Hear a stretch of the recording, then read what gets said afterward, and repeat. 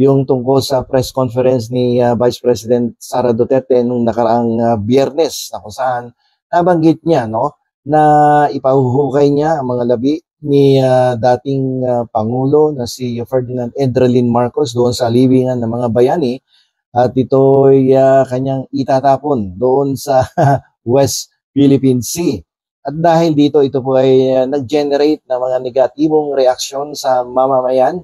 At isa nandito ang isang estudyante ng School of Law, second year law student. Tinanong po ako kung ito bang pangungusap na binitawan ni Vice President Sara Duterte ay isang batayan o isang dahilan upang ang isang pribadong individual o isang kongresista ay makapagprepara ng reklamo for impeachment sa mababang kapulungan. Ang aking pong kasagutan dito sa isang estudyante ay pwedeng gawing dahilan ang mga binitawan ni Sara Duterte noong nakaraang Biyernes upang makapagsampa ng isang reklamong impeachment doon sa House of Representatives. Kung maaalala ninyo,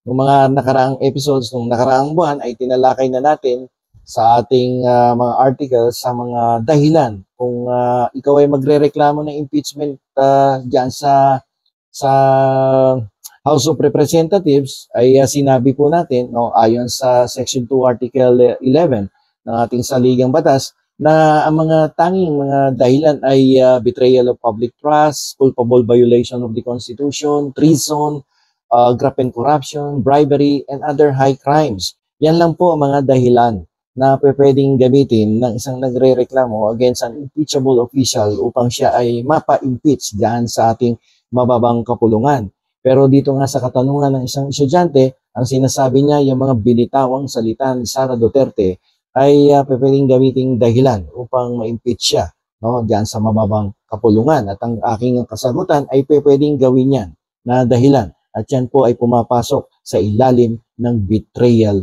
of public trust. Bukod dyan, pwede din gamitin yan na dahilan at yan ay pumapasok naman sa sedition.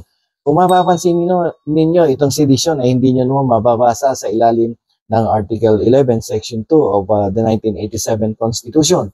Sapagkat yan pong sedition as a ground for impeachment ay nagtatago doon sa likuran ng other high crimes. Sapagkat ang sedition po ay considered as a high crime sa ilalim ng ating batas. So nakatago siya, at yung di mga binatawang salita ni Sara Duterte na iahagis niya sa West Philippine Sea ang mga abo ng dating Pangulo ay maituturing naman na pagguho ng tiwala ng taong bayan sa kasalukuyang Vice Presidente sapagkat ito ay nagpo-promote ng negatibong emosyon, galit, inuudyukan ang taong bayan na magkawatak-watak upang mauwi sa isang demonstrasyon at patuloy na demonstrasyon pagkalaban-laban ng bawat individual belonging to different political parties and organization. At pag yan ay nangyari ay magkakaroon ng hindi maayos na sitwasyon ng ating ekonomiya dahil sa isang political instability. Sabi nga ng mga ekonomista, there will be no economic stability if there is political instability. At yan ay ituturing din na betrayal of public trust sapagkat kung ang isang nangungusap ay isang opisyal ng gobyerno, lalong-lalo na kung ikaw ay Vice Presidente at sasabihin mo yung mga pangungusap na ganyan, yan po ay seryosong usapin, sensitibong topic at sinabi na yan ng ating Korte Suprema sa kaso ni Marcos versus Raul Manglapos. Si Raul Manglapos ay isang dating senador, magaling yan na senador, at naging sekretaryo ng Foreign Affairs yan, Department of Foreign Affairs, na kung saan sinabi ng Korte Suprema sa Marcos versus Manglapos na yung usapin tungkol sa mga labi ng mga dating Pangulo, although hindi diniscuss dito yung impeachment, binigyan lamang ng importansya na ang usapin ay tungkol sa mga labi ng mga dating Pangulo, yan po ay isang sensitibong usapin at kailangan mag-ingat ng mga leader ng ating bansa pag yan ang pinag-uusapan sapagkat ang maling desisyon tungkol sa kung paano i-handle, paano i-manage sa mga labi ng dating Pangulo ay pwedeng mag-produce ng negatibong implikasyon sa ating bansa na mauwi sa pagkakawatak-watak, pagkakasira-sira at disunity among the people dito sa ating bansa. So, sabi ng Korte Suprema, sa kasalukuyan, hindi pa ganun ka-stable ang ating politika nung maupo si Corazon Aquino. Kung pwede, ipagpaliban muna ang pagbabalik ng mga labi ng dating Pangulong Marcos dito sa ating bansa. Pero lalaon at lalaon yan ay makakabitig dito sapagkat karapatan yan ng isang taong namatay na dito mailagak ang kanyang mga labi sa ating bansa. Okay, so much for that. So, sabi nga ng Korte Suprema, sensitibong usapin. Medyo ingat-ingat ang mga leader kapag yan ang pinag-usapan. Pero dito sa kaso ni Sara Duterte nung nakaraang Biyernes, no, walang pakundangan, no, na pinakita niya ang kanyang walang respeto, no, a total disregard of the existing rules and the 1987 Constitution, kung paano niya ginahasa, nilapastangan ang dignidad ng namatay, ang dignidad ng pamilya ng namatay. Hindi lamang yan, ang dignidad ng ating Estado at ang bawat mamamayang Pilipino. Hindi ko maintindihan dito kay Vice President Sara Duterte kung bakit hindi niya naiintindihan yung epekto ng kanyang mga binibitawang salita. Hindi niya napapansin, no? Siya po ay nagko-commit na ng mga violation of our existing laws, particularly the supreme law of the land, which is the 1987 Constitution. Kung yung second year student niya ng law ay naiintindihan ang kanyang mga binitawang negatibong pananalita against the former president, siya pa kaya na isang abogado at nag-occupy ng isang napakataas na posisyon dito sa ating bansa?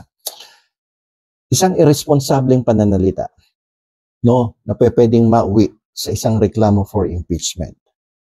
Hindi lang naman yung betrayal of public trust yan. Kasi yun na nga, kapag ikaw ay nagbitaw ng ganyang pananalita, pwedeng ito ay magdulot, no? Lalong-lalo na, yung nagbitaw ng pananalita ay considered as the second highest official of the land. Yan ang epekto niyan, magkakaroon ng pagkakawatak-watak sa mga mamamayan. Siyempre, may supporters si Duterte. May mga supporters din. Maraming supporters itong kasalukuyang presidente. May tinatawag dyan na Solid North, may tinatawag ng mga Marcos loyalists, may tinatawag dyan na mga supporters ng gobyerno na masasabi mong sumusuporta sa gobyerno, hindi kay Bongbong sapagkat maganda naman daw ang ginagawa ng Bongbong Marcos, kaya ang suporta kay Bongbong Marcos ay suporta sa kasalukuyang gobyerno. So, or vice versa, suporta sa gobyerno ay suporta kay Bongbong Marcos. Kasi ang sabi nila, kung maganda naman ang ginagawa at nagpo-promote ng katarungan, ng justice, at gumagawa ng mga programa na magdudulot ng kabutihan sa ating mga kababayan, bakit hindi mo susuportahan? Okay, so pangalawa, pwede ding gamitin yung sedition as a ground for impeachment. Although if you will read the 1987 Constitution, particularly Section 2 of Article 11, you will not be able to find there, no, sedition as a ground for impeachment. Sapagkat ito pong sedisyon ay nagtatago sa likuran ng other high crimes. Sapagkat ang sedisyon po ay maituturing na isang high crime sa ilalim ng ating batas. So, sedisyon in a sense na kapag ang isang opisyal, no, ay ginamit ang kanyang posisyon upang udyukan ang mamamayan na magkaroon ng poot, ng galit laban sa kasalukuyang pamahalaan, with the end in view of promoting, no, yung hatred at sirain ang kasalukuyang pamahalaan. Ito po ay pwedeng lumagpak sa ilalim ng krimen na sedisyon at makukonsider as a high crime, and therefore an impeachment complaint may be prepared and filed in the House of Representatives. Medyo malalim na usapin yung mga pangungusap na binitawan ni Sara Duterte regarding the remains o yung labi ng dating Pangulo na si Ferdinand Edralin Marcos.